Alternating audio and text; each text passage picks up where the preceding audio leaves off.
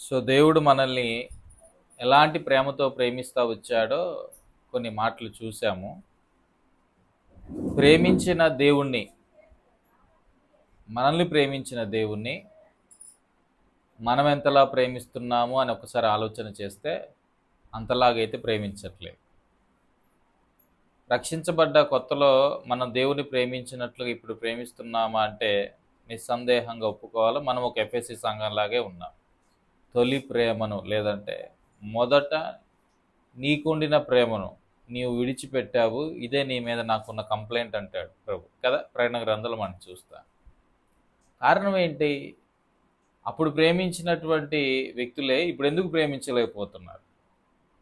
అదే ఆత్మీయమైనటువంటి వెనుకంచ, బ్యాక్ స్లీడన్ అంటారు ఇంగ్లీష్లో. ఆత్మీయంగా దిగజారిపోయిన తన పని, ఆత్మీయంగా వెనుకడుగు వేసిన అనుభవాలు, ఇవి మనం ఇలా చూడొచ్చు. చిన్న ఉదాహరణగా మనం చూడాల్సి వస్తే మార్కు సువార్తకు రండి. 14వ అధ్యాయము 27వ వచనంలో యేసుప్రభు వారు శిలువకు అప్పగింపబడక ముందు ఆ శిష్యులతో ఈ విషయాలు పంచుకుంటూ అంటాడు కదా. అప్పుడు యేసు వారిని చూచి, మీరందరూ కూడా అభ్యంతర పడతారు, గొర్రెల కాపరిని కొట్టుదురు, గొర్రెలు చెదిరిపోవునని వ్రాయబడి ఉన్నది కదా. అయితే నేను లేచిన తర్వాత మీకంటే ముందుగా. సో యేసుప్రభు వారు చెప్పారు, ఇదిగో నన్ను పట్టుకుంటారయ్యా, నన్ను సిలువ వేస్తారు, నేను మీ కాపరిని కదా, నన్ను కొట్టిన వెంటనే మీరందరూ కూడా ఏమవుతారు? చెల్లా చెదరవుతారు, ఒక్కడు కూడా నిలబడ్డు, అందరూ నా విషయంలో ఏం పడతారు? అభ్యంతర పడతారు అని చెప్తే అప్పుడు పేతురు లేదా మిగతా వాళ్ళు అనుకున్నారు, అసలు పేతురు వాళ్ళందరూ కూడా ప్రభువా మేము అలా అభ్యంతర పడకుండా మాకు సహాయం చేయని అడిగితే బాగుండేదేమో. సరే, వెంటనే పేతురుకి మాట్లాడడం ఎక్కువ ఇష్టం, తొందరపడి మాట్లాడతారు, తిట్లు తింటాడు. ఇది పేతురు గుణం అన్నమాట. తొందరపడి అందరికంటే ఎక్కువ తిట్లు తింది ఎవరు శిష్యులు అంటే పేతురే.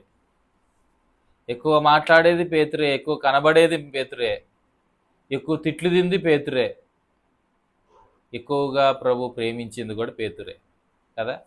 సరే, పేతురుకున్న లక్షణం అది. మనుషుల్లో రకరకాల మనుషులు ఉంటారు, క్యారెక్టర్స్. కొంతమందికి ఎక్కువ మాట్లాడడం అలవాటు. అరే మాట్లాడడం తగ్గిరా అన్న మాట్లాడడం తగ్గించరు, అది ఆడవాళ్ళైనా మగవాళ్ళు. సో పేతురుకి ఆ వ్యక్తిత్వం ఉంది, మాట్లాడడం. అది పరిశుద్ధాత్మ చేత నింపబడిన తర్వాత ఆ వ్యక్తిత్వాన్ని పూర్తిగా పరిశుద్ధాత్ముడు వాడేసుకున్నాడు. మాట్లాడడం అంటే ఎక్కువ ఇష్టం కాబట్టి పేతురుకి చక్కగా అందరి ముందు నిల్చోబెడితే టకటక వాక్యం చెప్పేవాడు. సువార్త అందించడంలో ఒక దిట్టగా ఉన్నాడని చెప్పాలి మనం అపోస్తల కార్యంలో మనం చూడొచ్చు. సరే, ఇక్కడ తలంపు ఏంటంటే తొలి ప్రేమ పోవడానికి కారణం ఏంటంటే బ్యాక్ స్లీడన్ లైఫ్, ఆత్మీయంగా దిగజారిపోవడం. అది సహజంగా మన పాత నిబంధనలో చూస్తూనే ఉంటాం. ఇజ్రాయెల్ ప్రజల కథ, వాళ్ళ జీవితాలు లేదంటే ఆ స్టోరీ లైన్ అంతా చూసినప్పుడు. సో ఇక్కడ కూడా మనం చూస్తే యేసుప్రభు వారు చెప్పారు, 3.5 సంవత్సరాలు నాతో పాటు ఉన్నారు కానీ మీరెవ్వరు అక్కడ దాకా రారు, అందరు నన్ను ఏం చేస్తారు?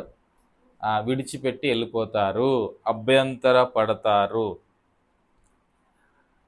యేసుప్రభు వారి మీద ఉన్న ప్రేమ వారికి సన్నగిల్లిపోయిందేమో అన్నట్లుగానే ఉంది. నేను శిలువ మీదకి వెళ్ళాల్సి వస్తుందయ్యా అంటే దాని గురించి ఒక్కడు కూడా ఆలోచించిన వాడు లేడు. పైదిరిగి వారు నేను ఫస్ట్ ర్యాంకు, లేదంటే నాది ఫస్ట్ పొజిషను, నీది సెకండ్ పొజిషను. సో ఈ ఆలోచనలు కలిగి ఉన్నారు. లేదంటే మనలో తర్వాత ఎవడు నాయకుడో, ఎవరు లీడరో, ఆ తర్వాత నాకు నేనే లీడరు, నీకు నువ్వే లీడరు అన్నట్లే. అలా అంత కూడా వంతుల వారిగా వారు మరి ఆత్మీయంగా దిగజారిపోయినట్లుగా మనం చూస్తున్నాము. వారు దేవుని మీద వారికి ఉన్న ప్రేమ సన్నగిలిపోయింది. సరే, ఇక్కడ విషయం ఏంటి అంటే యేసుప్రభు వారు చెప్పారు, మీరు అందరూ అయ్యా నన్ను అభ్యంతర పడతారు. మరి లేఖనం చెప్పినట్లు గొర్రెల కాపరిని కొట్టుదును, గొర్రెలు చెదిరిపోనని రాయబడి ఉంది కదా. సిమిలర్గా అదే జరిగిద్దంటే పేతురు ఏమన్నాడు? అందుకు పేతురు, అందరూ అభ్యంతర పడినను నేను అభ్యంతర పడనని ఆయనతో చెప్పగా యేసు వెంటనే అన్నాడు, ఏమని? నేటి రాత్రి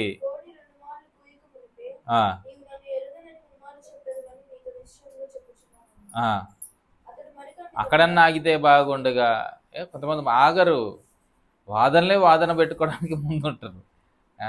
ఎందుకో ప్రభు అన్నాడు ఇలాగా, ఏమో నేను బలహీనుని కదా, అలాగే బొంకుతానేమో, ప్రభు అలా కాకుండా సహాయం చేయంటే బాగుండేది కదా అనకుండా అతడు మరీ ఖండితముగా, నేను నీతో చావలసి వచ్చినను, నిన్ను ఎరగనని చెప్పనేను అట్లు అట్లా ఏమన్నారట, వారందరునో అనిరి. ఇక్కడ పేతురే కనబడతాడు. తప్పు చేసినవాడు బాగానే, అందరు తప్పు చేశారండి. పాపం పేతురు మాట్లాడేసరికి పేతురే కనబడ్డాడు. అందరూ అదే డైలాగ్ వేశారు, మేము చస్తామయ్యా నీకోసం అన్నారు. చస్తామన్న వాళ్ళే ఏమైపోయారు, ఇప్పుడు వెనక్కు వెళ్ళిపోయారు, జారిపోయారు. సో ఇక్కడ యేసుప్రభు వారు ఏం చూపిస్తున్నారు అంటే, ప్రభువారు చాలా స్పష్టంగా చెప్తున్నారు, మీరందరూ అభ్యంతర పడతారు అంటే మీరందరూ పడిపోతారు ఆత్మీయంగా అని అర్థం. అక్కడ ఆత్మీయంగా దిగజారిపోతారు ఒక సమయం వచ్చేసరికి అని చెప్పారు. ఆత్మీయంగా దిగజారడం వేరు. మరలా హెబ్రీయులకు రాసిన పత్రిక 6వ అధ్యాయం దగ్గరికి వెళ్దాం. అక్కడ కొన్ని మాటలు ఉన్నాయి.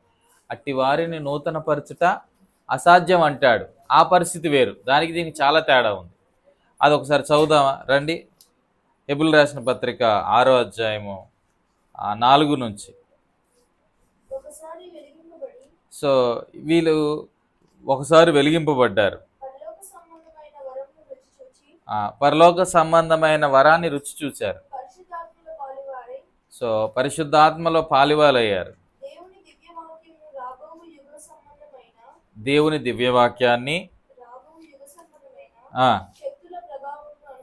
రాబోవు యుగ సంబంధమైన శక్తుల ప్రభావమును అనుభవించిన తర్వాత. సో అక్కడ వాళ్ళు తప్పిపోవడం వేరు, వీళ్ళు తప్పిపోవడం వేరు. గుర్తుపెట్టుకోండి, తప్పిపోయిన వారు తమ విషయంలో దేవుని కుమారుని మరలా సిలువ వేయచ్చు, బాహాటముగా ఆయనను అవమానపరుచుతున్నారు గనుక మారు మనసు పొందినట్లు. అలాంటి వారిని నూతన పరచడం అసలు కుదరదు అంటున్నాడు. ఇక్కడ పేతురు నూతన పరచబడ్డాడు కదా, తిమోతి సందేహించాడు, తిమోతి నూతన పరచబడ్డా? జబదయి కుమారులు ఇద్దరు కూడా ప్లేసుల కోసం పోరాడారు, వాళ్ళిద్దరు కూడా నూతన పరచబడ్డారా లేదా? ఇలా శిష్యులందరూ కూడా ఎక్సెప్ట్ ఇస్కరియోతు యూదా, వారందరూ కూడా నూతన పరచబడ్డాడు. ఇప్పుడు హెబ్రీయులకు రాసిన పత్రిక 6వ అధ్యాయం 4 నుంచి 6 వచనాలు చదువుతున్నప్పుడు మరి ఆ వ్యక్తులు ఎవరు అంటే ఇస్కరియోతు యూదా లాంటి వారు. గుర్తుపెట్టుకోండి, పేతురు లాంటి వారు కాదు. బ్యాక్స్లీడన్ వేరు, ఆత్మీయంగా దిగజారడం వేరు. ఇదిగో వానిని నూతన పరచుట అసాధ్యం, వాడికి మారుమనసు సంభవించటం అసాధ్యం అనే స్థితిలో ఉన్నవారు వేరు. దేవుని ఎరిగిన తర్వాత కూడా మన ఆత్మీయ జీవితంలో అప్పుడప్పుడు పడిపోతూ ఉంటాం. అందుకే రక్షణలో 3 భాగాలు. ఉదయకాలం కొండలక్ష్మీపురంలో చెప్పా, రక్షణలో 3 భాగాలు ఉంటాయి. అందరం రక్షించబడ్డాం. రోమీయులకు రాసిన పత్రికలో 6వ అధ్యాయంలో మనం చూస్తాం, పాపం వల్ల వచ్చే జీతము మరణము అని. దాన్ని ఏమంటారంటే పాపం వల్ల వచ్చే జీతం నుంచి మనకు రక్షణ దొరికింది. అది పాస్ట్ టెన్స్, ఏమంటారు, భూతకాలంలో జరిగిన కార్యం. ఇప్పుడు వర్తమానంలో ఏంటి అంటే ఇది 2వ రక్షణ. అంటే మనము ప్రతిరోజు రక్షించబడుతున్నాం. ప్రతిరోజు మనము మాలిన్యాన్ని అంటించుకుంటూ ఉన్నాము, అవిధేయత చూపించడాన్ని బట్టి, తిరుగుబాటు చేయడాన్ని బట్టి. అయితే ప్రభువు ప్రతిరోజు మనల్ని ఏం చేస్తున్నారు అంటే కడుగుతున్నాడు. దాని జస్టిఫికేషన్ అంటారు. పాతది అనగా గడిచిన కాలంలో పొందుకున్న రక్షణ. ఇప్పుడు మనం అనుభవిస్తున్న రక్షణ ఏంటంటే శాంటిఫికేషన్ అంటారు, దీన్ని పరిశుద్ధ పరచబడుట అంటారు. ఇక భవిష్యత్తులో పొందుకోబోయే రక్షణ ఉంది. గడిచినటువంటి కాలంలో పాపం వల్ల వచ్చే జీతం నుంచి మనకు విడుదల దొరికింది. ఈ వర్తమాన కాలంలో ఎన్ని సంవత్సరం మనం బ్రతుకుతామో తెలియదు కదా, ఈ వర్తమాన కాలంలో పాపము యొక్క ప్రభావము నుండి ప్రభు మనల్ని ఏం చేస్తాడంటే రక్షిస్తాడు. సో చెప్పొచ్చేది ఏంటంటే ఈ వర్తమాన కాలంలో అనగా భూమి మీద జీవించే కాలంలో పాపం యొక్క ప్రభావం మన మీద ఉండిద్ది. పాపం వల్ల వచ్చే జీతము నిత్య నరకం ఉందే, అది పోయింది, అది గతించిన రక్షణ అనుభవం. అది ఇప్పుడు ప్రజెంట్ అనుభవిస్తున్న ఈ రక్షణలో దేవుని యొక్క శక్తి ద్వారా మనము పాపాన్ని ఏం చేయగలము? జయించవచ్చు. మనము ఆత్మీయ జీవితంలో అబద్ధం ఆడుతున్నాము, కాని వాటిని చూస్తున్నాము, పలకకూడని మాటలు బూతులు పలుకుతాము, ఏదో షార్ట్ టెంపర్లోనో ఎవరేదో తొందర పెట్టడాన్ని బట్టి లేదా అలవాటును బట్టు కాని మాటలు పలుకుతావు, కాని చోట్లకు వెళ్తావు. సో ఇవన్నీ ఎందుకు జరుగుతున్నాయి అంటే పాపము యొక్క ప్రభావం ఉంది. గుర్తుపెట్టుకోండి, ఇంకా పాపం యొక్క ప్రభావం ఉంది. అయితే ఈ పాప ప్రభావం నుంచి లేదంటే పాపపు శక్తి నుంచి మనల్ని కాపాడేది కేవలం ప్రభువైన యేసుక్రీస్తు వారే. ఇది మనము ప్రస్తుతంలో అనుభవించే రక్షణ అంటారు. ఇది భవిష్యత్తులో ఉండే రక్షణ ఉంటుంది. అందుకే ఆయన కలగజేయు రక్షణ కొరకు ఎదురు చూస్తున్నామనే మాటలు కనబడతాయి. మీరు తర్వాత చూడండి ఉదయకాల ప్రసంగం. అది ఎప్పుడు అంటే యేసుప్రభువు వారు మధ్యాకాశంలోకి వచ్చినప్పుడు సిద్ధపడ్డ సంఘాన్ని ఆయన పిలుస్తాడు. అప్పుడు సిద్ధపడ్డ సంఘం ఏమైద్ది అంటే ఆ రక్షణలోకి వెళ్ళిద్ది. అప్పుడు పాపం యొక్క ఉనికే ఉండదు. అక్కడికి వెళ్ళిపోయాం, మధ్యాకాశంలోకి వెళ్ళిన తర్వాత అక్కడ పాపం యొక్క ఉనికి ఎక్కడ ఉంటుంది? ఉండదు. కాబట్టి అది ఇంకో రక్షణ అనుభవం. ఈ రక్షణలో 3 దశలు అనమాట. సో ఇది ఎందుకు చెప్తున్నాను అంటే ఇప్పుడు మనం మధ్య దశలో ఉన్నాం. ఈ మధ్య దశలో పాపము యొక్క శక్తి ఉంది. పవర్ ఆఫ్ సిన్ అంటారు. ఒకటి ఏంటంటే penalty of sin, power of sin, presence of sin అంటారు. సో ఈ పవర్ ఆఫ్ సిన్ ఉంది కనుక ఈ పాపం యొక్క శక్తి, పాపం యొక్క ప్రభావము మన మీద పనిచేస్తూ ఉంటుంది. అందుకే మనం సారికి ఏమవుతాము అంటే మాలిన్యం అంటించుకుంటూ ఉంటాం. సరే, ఇక్కడ తలంపు ఏంటంటే మాలిన్యం అంటించుకోవడం వేరు, పోయి సెప్టిక్ ట్యాంక్లో దూకడం వేరు. ఇక అర్థమవుతుందో లేదో? మాలిన్యం అంటించుకోవడం వేరు, పోయి సెప్టిక్ ట్యాంక్లో కావాలని దూకడం వేరు. ఇప్పుడు ఇస్కరియోతు యూదా చేసిందంటే అది. వీళ్ళకేమో మాలిన్యం అంటించుకున్నారు, అంటడం కాదు, అంటించుకున్నారు. వాడు ఏకంగా పోయి దాంట్లో దూకినాడు. సో అట్టి వారిని నూతనపరచుట అసాధ్యము అన్నాడు, ఇట్టి వారిని కాదు. సో ఇక్కడ ఆత్మీయంగా దిగజారిపోతున్నటువంటి క్రైస్తవులు ఉంటారు. వారి విషయమై జాగ్రత్తగా ఉంటూనే వాళ్ళ విషయంలో కన్సర్న్ కలిగి ఉండాలి. అంతకుముందు కూడా ఈ మాట మాట్లాడుకున్నాం. వారి విషయంలో శ్రద్ధ కలిగి ఉండాలి. గలితీయులకు రాసిన పత్రికలో చూపించాం ఈ మాట కూడా. 6వ అధ్యాయం 1వ వచనం. గలితీయులకు రాసిన పత్రిక 6వ అధ్యాయం 1వ వచనం. సహోదరులారా, ఒకవేళ మీ సహోదరుడో మీ సహోదరియో ఏ తప్పిదములో చిక్కుకుంటే, సెప్టిక్ ట్యాంక్లో పడితే కాదు, గుర్తుపెట్టుకో. వాడు ఆత్మీయంగా దిగజారిపోతే, సెప్టిక్ ట్యాంక్లో పడ్డావని నువ్వు నూతనపరచడం అసాధ్యం అని చెప్పేశాడు అక్కడ. ఎవరు? పౌలు. ఎబ్రీ 6:4-6లో చూడండి ఇక్కడ. బ్యాక్ స్లీడన్ అయితే, ఆత్మీయంగా దిగజారిపోతే, చిక్కుకుంటే ఎవరు బయటికి లాగాల? చిక్కుకున్నాడు ఇంకో చిక్కుకున్నాడు లాగలడా? ఆత్మ సంబంధులైన మీలో ప్రతివాడు తాను కూడా శోధింపబడతానేమోనని ఫస్ట్ సెల్ఫ్ చెక్ చేసుకొని సాత్వికమైన మనసుతో అట్టి వారిని మంచి దారిలోకి ఏం చేయాలి? మనం తీసుకురావాలి. సో సహజంగా ఉంటాయి. ఒకరోజు నువ్వు పడతావు, ఇంకో రోజు ఆయన పడతాడు. నువ్వు ఒక రకంగా పడతావు, ఆయన ఇంకో రకంగా పడ్డాడు. ఆయన పడ్డాడని నవ్వాల్సిన పనిలే. అదేంటో కానీ ఎవరైనా పడితే వెంటనే నవ్వుతారో ఏంటో నాకు అర్థం కాదు. మామూలుగా నడుస్తూ పడ్డాడు అనుకో, అది నవ్వెందుకు వచ్చిద్ది? అరే పడ్డాడని లేపాలి కదా. సేమ్ ఆత్మీయ జీవితంలో కూడా అదే ఏమంది అదే నేర్చుకుంటా ఉన్నట్లుగా కనబడతాయి. ఎవడైనా ఆత్మీయంగా పడ్డాడు అనుకోండి, నవ్వుతాము, గేలి చేస్తాము, అందరికి చెప్పుకుంటాం. అంతేగాని అయ్యో పడ్డాడు నా సహోదరు పడ్డాన్ని బట్టి అది నాకు బాధేస్తుంది, వాడిని నేను లేపాలా అని చెప్పి వాడిని లేపేటువంటి వారిగా ఉండాలి. కానీ అలా కాకుండా ఎలా ఉన్నారు అంటే నవ్వేవారిగా ఉండాలి. అందుకే ఇక్కడ చెప్తున్నాడు, ఏమని అంటున్నాడు? మీలో ఆత్మ సంబంధులైన ప్రతివాడు కూడా తాను శోధింపబడుతునేమో అని తన విషయం చూసుకొనొచ్చు సాత్వికమైన మనసుతో అట్టి వాడిని మంచిదారికి తీసుకొని రావాలి. ఇది మన బాధ్యత. యాకోబు 5:19లో కూడా చూడండి. యాకోబు రాసిన పత్రిక 5వ అధ్యాయము 19వ వచనం.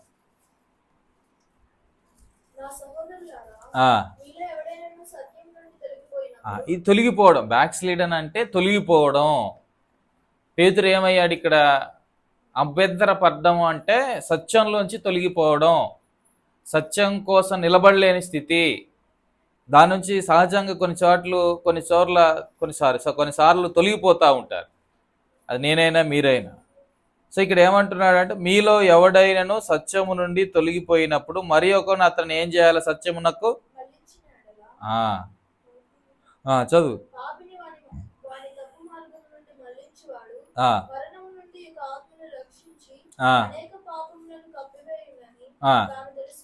ఒక సహోదరుడుగా ఒక సహోదరిగా సంఘంలో నీ నా బాధ్యత ఇది గుర్తుపెట్టు. కొన్ని చోట్లకు వెళ్తే మా సంఘంలో అలాంటోడండి ఈయన, ఇలాంటోడండి ఈయన అని వాళ్ళ సంఘంలో ఉన్న విశ్వాసులు తోటి సహోదరుల మీద చెప్తారు. అప్పుడు నాకు బాధ వేస్తూ ఉంటుంది.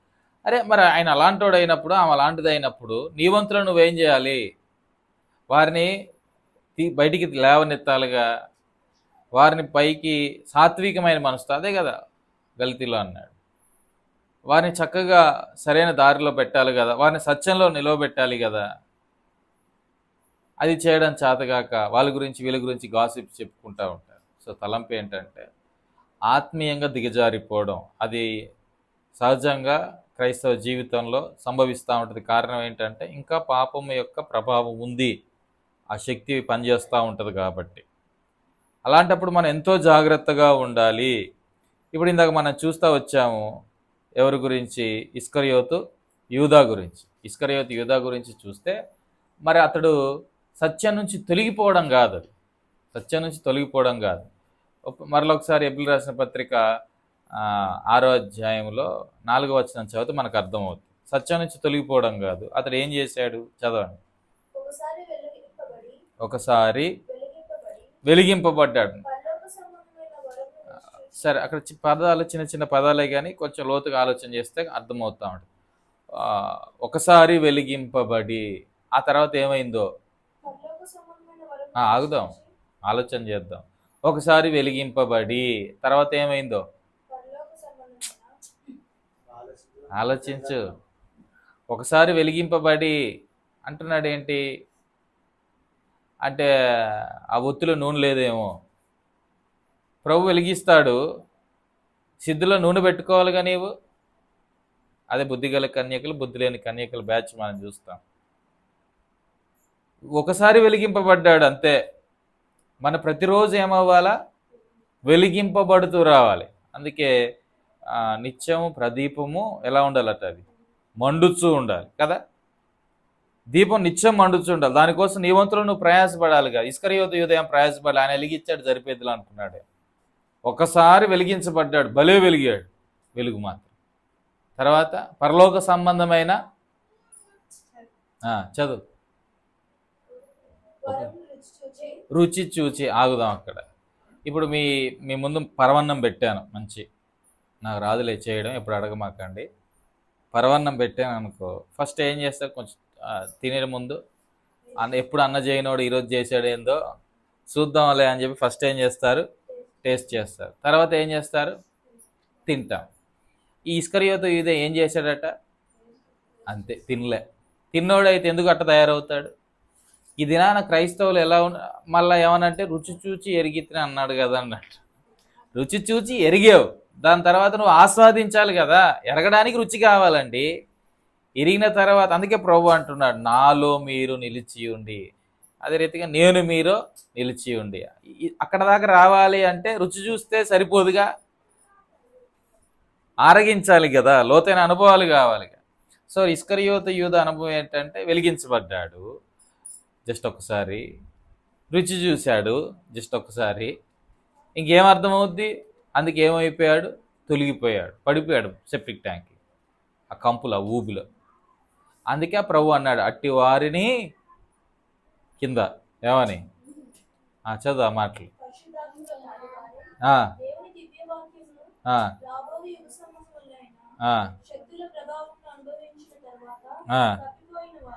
తప్పిపోయిన వారు, ఇదొక బ్యాచ్ అనమాట. వీళ్ళు ఎవరు? వీళ్ళు మొత్తం తప్పిపోయారు. వీళ్ళు ఇందాక గల్తీలు రాసిన పత్రికలో చూసాం ఆ మాట. అక్కడ ఏం మాట వాడాడు? గల్తీలు రాసిన పత్రికలో, గల్తీలు రాసిన పత్రిక 6వ అధ్యాయంలో 1వ వచనంలో ఏమన్నాడు? ఇక్కడ ఎవరంటే వీళ్ళు ఎవరండి వీళ్ళు? చిక్కుకున్న వాళ్ళు. అదేమో తప్పిపోయిన వాళ్ళు, ఇదేమో చిక్కుకున్న వాళ్ళు. యాకోబులు ఏమన్నాడు ఆ మాట కూడా చూడు.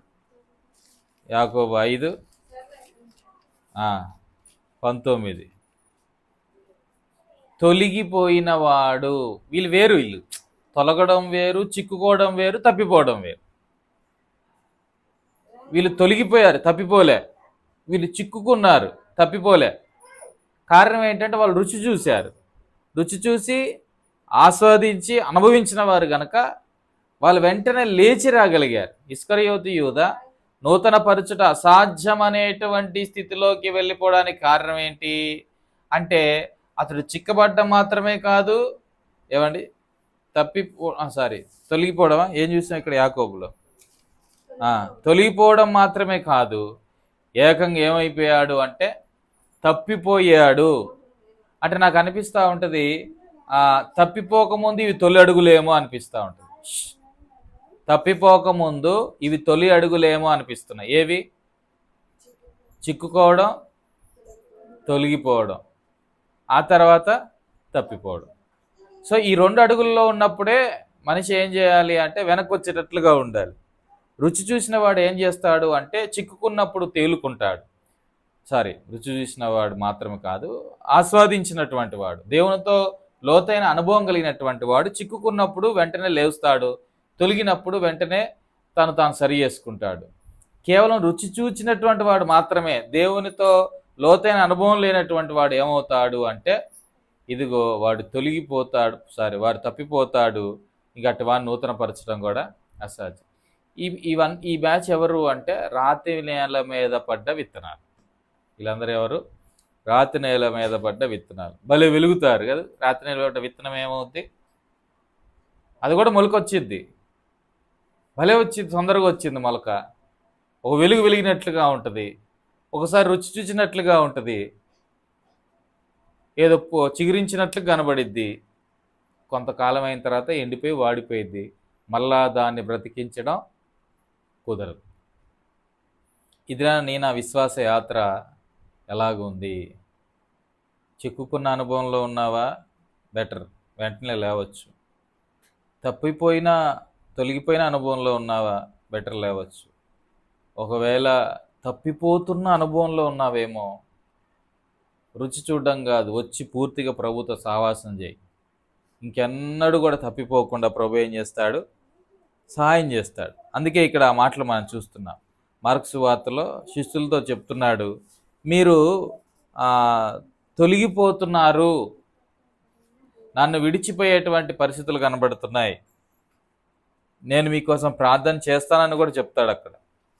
సరే, ఇశ్రాయేలు ప్రజలు కూడా అలాగే తొలగిపోయారు, తప్పిపోయారు. మెరీబా దగ్గర వారు గొనగడాన్ని బట్టి తర్వాత మోషే ఎక్కడికి వెళ్ళాడు? ఆ 40 దినాలు 40 పగళ్ళు ఆ కొండ మీద ఉండేసరికి కింద అహరోన్ దగ్గరికి వచ్చి తొందరపెట్టి ఏం చేస్తూ ఉన్నారు? మాకు బంగారు దూడను చేసి పెట్టు, బంగారు దూడను చేసి పెట్టాను, తొందర పెట్టారు. సో ఇశ్రాయేలు ప్రజలు ఏమయ్యారు అంటే అక్కడ పూర్తిగా వాళ్ళు బ్యాక్ స్లీడన్ అయిపోయారు. తొలగిపోయినటువంటి అనుభవాలు మనకు కనబడతాయి. మెరీబా దగ్గర అనుభవం అవ్వచ్చు, నిర్గమాకాండం 32వ అధ్యాయంలో ఉన్నటువంటి బంగారు దూడ అనుభవం అవ్వచ్చు, తర్వాత యెహోషువ మరణించిన తర్వాత న్యాయాధిపతుల కాలంలో జరిగిన సంఘటనలు అవన్నీ కూడా మనం చూస్తే మాటిమాటికి జారిపోవడం, మాటిమాటికి ప్రభు చేత శిక్షించబడి మరలా సరిచేయబడ్డ ఇవన్నీ చూస్తూ ఉన్నాం. సో ఎందుకు మనిషి సారికి ఆత్మీయంగా దిగజారిపోతున్నాడు? అసలు ఆత్మీయంగా దిగజారడం అంటే అర్థం ఏంటి అంటే దేవుని పట్ల ప్రేమలో సన్నగిల్లుట, దేవుని పట్ల ఉండేటువంటి ఆనందంలో సన్నగిల్లిపోవడం, దేవుని పట్ల ఉండేటువంటి ఆసక్తిలో సన్నగిల్లిపోవడం, ఇవన్నీ జరుగుతూ ఉంటాయి. కోల్డ్నెస్ పెరిగిపోద్ది, ఏమంటామంటే నులువెచ్చనితనం పెరిగిపోతూ ఉంటుంది. రండి ఒక మాట చూపిస్తాను. రాజుల మొదటి గ్రంథం 11వ అధ్యాయం 9వ వచనంలో ఆత్మీయంగా దిగజారిపోవడం అంటే అర్థం ఏంటి అంటే ఇక్కడ కొన్ని మాటలు మనం చూడొచ్చు. మొదటి రాజులు 11:9. రాజుల మొదటి ఆ, ఆ, ఆ, ఆ, ఆ. అది ఇక్కడ మనం చూస్తా ఉన్నాం. సొలొమోను హృదయము, సొలొమోను హృదయం గురించి ఆలోచన చేస్తే ఏమైపోయింది? ఎందుకు ఆత్మీయంగా తొలగిపోయాడు, గుర్తుపెట్టుకొని తప్పిపోలే, తొలగిపోయాడు. నెక్స్ట్ చిక్కబడ్డ అనుభవాలు. ఈ సొలొమోను కూడా అంతే. సొలొమోను మనం చెప్పలేం, సొలొమోను నరకానికి వెళ్ళాడని మనము చెప్పలేం. సరే, ఆయన పశ్చాత్తాపడ్డాడా లేదనేటువంటిది మనం డిసైడ్ చేయలేము. సరే, ఇప్పుడు మనం దాని గురించి తీర్పు తీర్చడానికి మనం సరిపోము. కానీ ఇక్కడ తలంపు ఏంటంటే అతడు తొలగిపోయినప్పుడు ప్రభు అతన్ని దర్శించాడు. దర్శించినప్పుడు చూడండి 9వ వచనంలో, యెహోవా అతనికి రెండు మార్లు ప్రత్యక్షమాయెను. కానీ ఈయనేం చేస్తా ఉన్నాడు? ఇతర దేవతలకు ఆరాధన చేసినట్లుగా. లేదంటే 10వ వచనం, నీవు ఇతర దేవతలను వెంబడింపవలదని అతనికి ఆజ్ఞాపించాడు. ఆత్మీయంగా దిగజారిపోయేటువంటి వాడు ఏం చేస్తాడు మొట్టమొదటిగా అంటే ఇతర దేవతలను వెంబడిస్తాడు. ఇప్పుడేం మనము అన్యజనులాగా పోత పోసిన బొమ్మలు ఏం చేసుకోం. అందుకే Christian idols are different from gentile idols. అన్యజనుల యొక్క విగ్రహాలు వేరు, క్రైస్తవుల యొక్క విగ్రహాలు వేరు. గుర్తుపెట్టుకోండి, అన్యజనుల విగ్రహాలు వేరు, క్రైస్తవుల విగ్రహాలు వేరు. వాళ్ళ విగ్రహం ఒక దగ్గర పెడతారు, కానీ క్రైస్తవుల విగ్రహాలు వేసుకొని తిరుగుతారు. ఏమండి, గర్వం అనేది, ధనాపేక్ష, ఇవన్నీ విగ్రహాలే. దేవుని కంటే ఎక్కువగా దేన్ని ప్రేమించినది ఏమవుతుంది? విగ్రహమే. సో నీ పిల్లలు అవ్వచ్చు, వాళ్ళొక విగ్రహం. వాళ్ళు నీ మనసులో, నీ పిల్లలకి ఎక్కువ స్థానం ఇచ్చావనుకో, అదొక విగ్రహం అయి కూర్చుంటుంది. నువ్వు ఎక్కడికి వెళ్ళినా విగ్రహాన్ని మోసుకుంటూ పోతున్నావు అని అర్థం. వాళ్ళైనా ఏం కదా, విగ్రహం పక్కన పడేస్తారు, పొద్దున్న కాసేపు దర్శించుకుంటారు, సాయంత్రం వీళ్ళేది దర్శిస్తారు, మళ్ళీ వెళ్ళిపోతారు. కానీ క్రైస్తవులు మాత్రం వారి విగ్రహాలని మోస్తూనే ఉంటున్నారు. సో ఇక్కడ తలంపు ఏంటంటే ఆత్మీయంగా దిగజారిపోయినటువంటి వానిలో మొట్టమొదటి కనబడే లక్షణం ఏంటి అంటే వాని దగ్గర విగ్రహం కనబడింది. అది ఏదైనా కావచ్చు. పరిచర్య కూడా విగ్రహం అవ్వకూడదు, గుర్తుపెట్టుకోండి. సేవకుడికి అది నాకు ఒక హెచ్చరిక. పరిచర్య కూడా నాకు ప్రభు కంటే ఎక్కువ కాకూడదు, అది కూడా విగ్రహం అవుతుంది కొన్నిసార్లు. కొన్ని చోట్ల మనం చూస్తే పరిచర్యలు చాలామంది సేవకుల సోకాల్డ్ పబ్లిక్గా లేదంటే పబ్లిసిటీ ఎక్కువగా చేయించుకోవడం, లేదంటే ఎక్కువగా అందరికీ కనబడాలనే ఆతృతతో బ్రతికే సేవకులు కొందరు ఉంటారు. వాళ్ళకు పరిచర్య విగ్రహం. సో ప్రభు కంటే పరిచర్యను ప్రేమించిన విగ్రహమే, ప్రభు కంటే దేన్ని ఎక్కువగా ప్రేమించిన విగ్రహమే. సో ఆత్మీయంగా దిగజారిపోయేటువంటి వాని లక్షణాలు ఏంటంటే మొట్టమొదటిది, ప్రభు కాకుండా వేరే ఒక విగ్రహం చోటు చేసుకుంటుంది.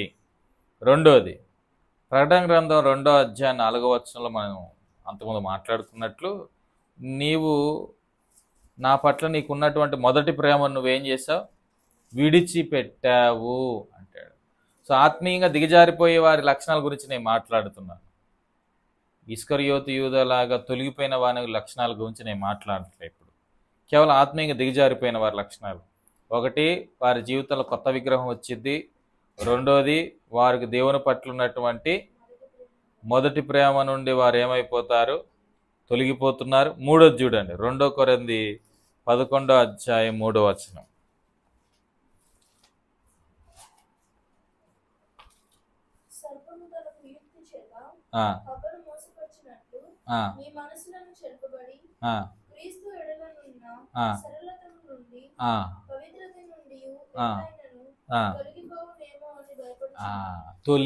తప్పిపోనేమో అనట్లేదు ఇక్కడ కూడా. పదాలు గుర్తుపెట్టుకో, చిన్న చిన్న పదాలే.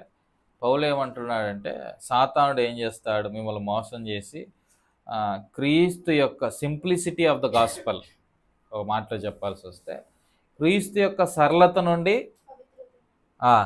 తొలగిపోయేలాగా చేస్తాడు వాడు.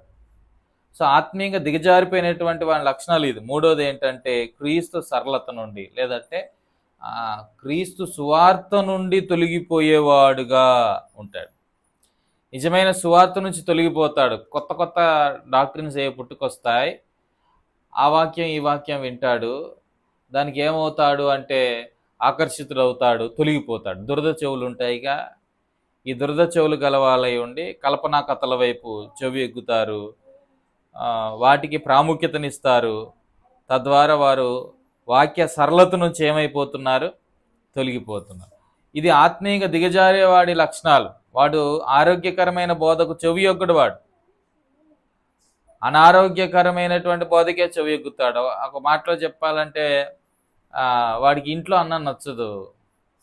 ఏం నచ్చిద్ది వాడికి? రోడ్డు పక్కన ఉండే జంక్ ఫుడ్ నచ్చింది. ఏమండి, పానీపూరియో ఇలాంటి చెత్త అవి తిని కడుపు పాడు చేసుకుంటారు కదా. సేమ్ అలాంటిదే ప్రజలు దేవుని ఎరిగిన తర్వాత కూడా వాళ్ళు ఎలా తయారవుతున్నారు అంటే ఆరోగ్యకరమైన బోధ, హితబోధ సహించక దురద చెవులు గలవారై కల్పనా కథల వైపు వారు మళ్లించబడుతున్నారు.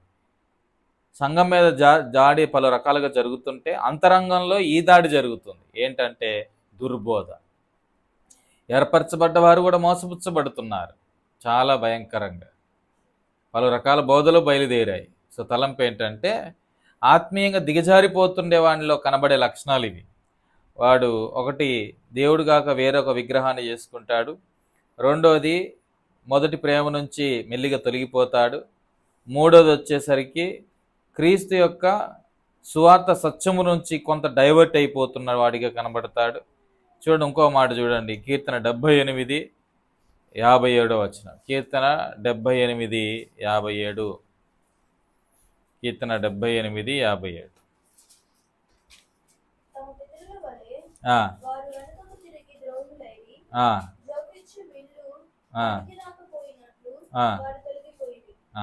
59 కూడా.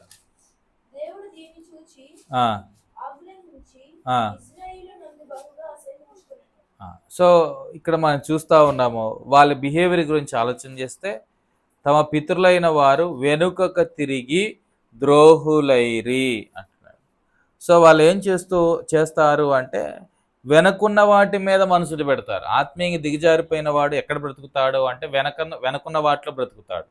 వెనుకున్న ఐగుప్తులో బ్రతుకుతాడు, వెనుకున్న యోర్దానులో బ్రతుకుతాడు, వెనుకున్న ఎరుకులో బ్రతుకుతూ ఉంటాడు. వాడు వెనుకున్న వాటిలోనే బ్రతుకుతాడు. అందుకే పౌలు ఏమన్నాడు, వెనుకున్న వాటిని మరచి అన్నాడు. వాటిని మరిచిపో అంటున్నాడు. మనం ఏం చేస్తాం అంటే వెనుకున్న జ్ఞాపకాల్లో బ్రతికేస్తాం. సరే, వాటిలో వెనుకున్న జ్ఞాపకాల్లో విజయాలు ఉండొచ్చు, ఎరుకోని జయించిన అనుభవం ఉంటుందిగా. సో అది భలే జయించానప్పుడు, భలే శోధన జయించాను. ఆ వెనుకున్న వాటిలో బ్రతికేటువంటి వాడు ఆత్మీయంగా ముందుకు ఎన్నడు కూడా వెళ్ళడు. అదే పౌలు అక్కడ ఫిలిప్పులు రాసిన పత్రికలో అంటాడు, వెనుకున్న వాటిని మరచి అంటాడు. ఈ ప్రజలు ఏం చేశారు అంటే వెనుకున్నవి మర్చిపోలేదు, వాటిని జ్ఞాపకాలు పెట్టుకున్నారు. వెనుకున్న వాటిని జ్ఞాపకాలు పెట్టుకుంటే వాటి వైపు తిరిగే ప్రమాదం ఉంది, గుర్తుపెట్టుకోండి. వెనుకున్న వాటిని జ్ఞాపకం పెట్టుకుంటే వాటి వైపు తిరిగే ప్రమాదం ఉంది. ఇజ్రాయేల్ ప్రజలు అరణ్యంలో అందరు చావడానికి కారణం ఏంటి? వెనుకున్న వాటిని ఏం చేశారు? జ్ఞాపకం పెట్టుకున్నారు. అందుకే అంతగా ముందుకు వచ్చినప్పటికీ ప్రభు చేసినంత గొప్ప కార్యం సముద్రం పాయలైంది కనబడ్డప్పటికీ కూడా దాని జ్ఞాపకం ఉంచుకోవడం చేతకాలేదు. కానీ అక్కడ కీరకాయలు ఉన్నాయి, దోసకాయలు ఉన్నాయి, అక్కడ బ్రతికితే బాగుండేది, ఇక్కడ తీసుకొచ్చారు అరణ్యంలో మమ్మల్ని చంపడానికి అన్నట్లుగా ఎంత తిరుగుబాటు చేశారు. అందుకే తమ పితరుల వారు వెనుకకు తిరిగి ద్రోహులైరి. గుర్తుపెట్టుకోండి, ఇది 4వ మాట. 4ఏనా? సో మనము ఆత్మీయంగా దిగజారిపోతున్నప్పుడు ఈ లక్షణాలు కనబడతాయి. వెనుకున్న వాటికి తిరగడం, వెనుకున్న పద్ధతులకు తిరగడం, వెనుకున్న వాటిని కోరుకోవడం, వెనుకున్న వాటి ప్రకారంగా జీవించాలని ఆశపడడం, ఇవన్నీ కూడా మనిషిని ఏం చేస్తాయి అంటే నానాటికి ఆత్మీయంగా దిగజారడానికి మనిషిని ప్రేరేపిస్తూ ఉంటాయి. సో ఇది అంతా ఎందుకు చెప్తున్నాను? Cross checking. ఈ అంచె దినాల్లో ఆత్మీయంగా దిగజారిపోయే వారి సంఖ్య పెరిగిపోతుంది. ఏ సంఘాల్లో చూసినా ఇదే పరిస్థితి, ఏ ఆత్మీయ కుటుంబ జీవితాల్లో చూసినా ఇదే పరిస్థితి. వాళ్ళు పేతురులాగే మాట్లాడుతున్నారు. లేదన్నా మేము పడిపోవట్లేదు, మేము బాగుగానే ఉన్నాం. ఒకవేళ ఎవరి క్షేమాన్ని కోరి సేవకుడు మీరు ఆత్మీయంగా దిగజారిపోతున్నట్లుగా కనబడుతున్నారమ్మా అంటే, లేదు మేము బాగుగానే ఉన్నాం, మేము ప్రభు విషయంలో ఏమాత్రం కూడా అభ్యంతరం చెప్పట్లేదు, చావనన్నా చస్తామన్నట్టుగా పేతురులాగా డైలాగులు అయితే వేస్తున్నారు. కానీ అరే ఎందుకో ఈ మాట అన్నాడు, లేదా సేవకుడు అన్నాడు, లేదా నాకు క్షేమాన్ని కోరిన సహోదరుడు అన్నాడు. ఒకసారి క్రాస్ చెకింగ్ చేసుకుంటే బాగుంటుందని ఏ రోజైనా 4 విషయాలకే మనం చూసాం. దేవుడు కాకుండా వేరొక విగ్రహం ఏమైనా పెట్టుకున్నానని ఎందుకు చూసుకోవు? దేవుని పట్ల నాకు ఉన్నటువంటి ప్రేమ తగ్గిపోయిందా అనేమోనని ఎందుకు చూసుకోవు? మూడోది ఏం చూసాం? దేవుని సువార్త అంటే సత్యము నుంచి, సత్య సువార్త నుంచి, సత్య సరళత నుండి కొంచెం డైవర్ట్ అయ్యానా నేను? హెచ్చరిక వాక్యాలు నచ్చట్లేదా నాకు? ఇప్పుడు విన్న సువార్త నుంచి కొంత తొలగిపోయానా అనేటువంటి విషయంలో ఎందుకు క్రాస్ చెక్కింగ్ చేసుకోవు? నాలుగోది, వెనుకున్న వాటిలోనే బ్రతికెత్తున్నానేమో. వెనుకున్నవి మర్చిపోవడం చాతగాకే కదా వెనక్కి తిరిగి చూసి ఉప్పుస్తంభమైంది. వాళ్ళేమో అరణ్యంలో రాలిపోవడానికి కారణం వెనుకున్నవి మర్చిపోకే, ఈమె వెనక తిరిగి ఉప్పుస్తంభం అవడానికి కారణం వెనుకున్నవి మర్చిపోకే. వెనకాల చాలా ప్రమాదమైనవి ఉంటాయి. అందుకే పౌలు మర్చిపోండి అయ్యా అంటున్నాడు. దాంట్లో విజయాలు ఉంటే ఉండొచ్చు, ప్రభు కోసం రోషంగా బ్రతికిన దినాలు ఉంటే ఉండొచ్చు. ఆ మత్తులో మనం బ్రతకకూడదు, ఆ మాయలో మనం బ్రతకకూడదు. కొంతమంది వెనుకున్న విజయాలు బ్రతుకుతూ ఆత్మీయంగా దిగజారిపోతారు. ఇదొక మాయ రోగం అనాలేమో. అప్పట్లో భలే ఉన్నామండి మేమంట, మరి ఇప్పుడేమొచ్చిందో? అప్పట్లో పదం వాడాడంటే ఇప్పట్లో పోయినట్టేగా. అలా ఉండకూడదు. అప్పట్లో కంటే ఇప్పట్లో ఇంకెక్కువగా రెట్టింపుగా నేను నా ప్రభుని సేవిస్తున్నానని చెప్పుకునేటట్లుగా ఉండాలి. నా ప్రభుని హత్తుకుంటున్నానని చెప్పుకునేటట్లుగా ఉండాలి. ఇది నా విశ్వాస యాత్ర ఎలా ఉంది? ఆత్మీయంగా దిగజారుతున్నామా, ముందుకెళ్తున్నామా? అక్కడ సామెతలు 2:11 మీద కొంత మేము ధ్యానం కలిగి ఉంటున్నాం. కొండలక్ష్మీపురం ఏంటి? బుద్ధి నిన్ను కాపాడును, వివేచన నీకు కావలి కాయును అని. అందులో భాగముగానే ఇంకొన్ని మాటలు మేము చూసుకుంటూ వచ్చాం.